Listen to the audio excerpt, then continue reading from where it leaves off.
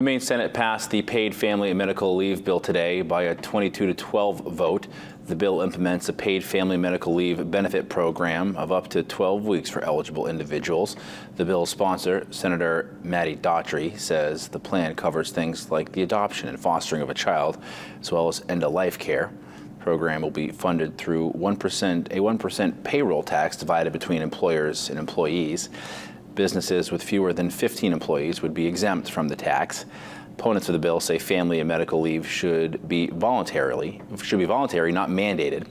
Other concerns surround employees taking advantage of the system. There are very clear guidelines built in, and there'll be additional during rulemaking. First off, you have to prove your claim. You have to provide documentation, and that documentation has to be vetted by the administrator.